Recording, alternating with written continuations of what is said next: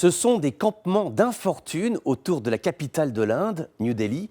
Des centaines de familles, on ignore le nombre exact, qui depuis 2 mois ont décidé de manifester autour de la capitale, en créant des lieux de rassemblement très organisés, avec des écoles pour les enfants, des dispensaires pour les petits bobos de la vie quotidienne, des journaux, des porte-paroles et des sites internet. Il s'agit de paysans indiens en colère contre les nouvelles lois agricoles qui ont été décidées par le gouvernement. C'est une tragédie car l'agriculture, s'il est un secteur qui devrait être encensé en Inde, c'est bien celui-ci. L'agriculture là-bas, c'est la terre des laborieux, souvent des exploitations minuscules, quelques hectares, un peu de riz, des légumes, de la volaille, ce qu'il faut pour tenir, mais aussi ce qu'il faut pour ne pas mourir.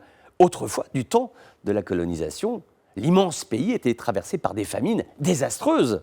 L'Inde a réagi, elle s'est redressée. Aujourd'hui, le pays est excédentaire, notamment en céréales. Il exporte en Asie. Cette période, d'ailleurs, porte un nom, c'est la Révolution verte. Comment les historiens nommeront la période que nous vivons actuellement?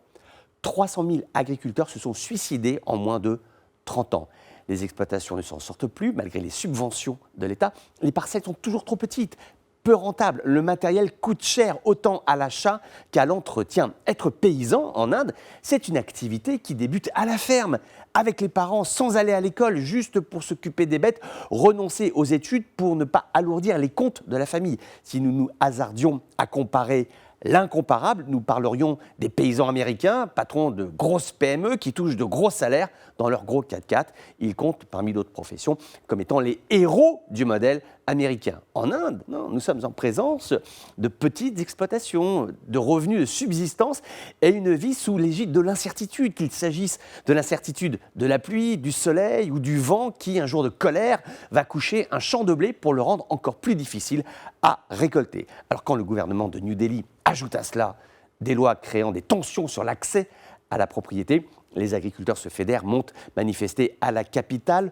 Le centre de l'immense agglomération indienne étant interdit, ils se sont regroupés dans des camps autour de la ville de New Delhi, un peu comme un siège, mais un siège sans âme, un siège sans sous dans les poches, un siège pour essayer d'ouvrir le dialogue avec le gouvernement indien, qu'il entende la souffrance de ces familles, l'inquiétude de ces gens qui nourrissent le pays, mais à qui on ne laisse de facto que des miettes, non pas pour vivre, mais seulement pour survivre.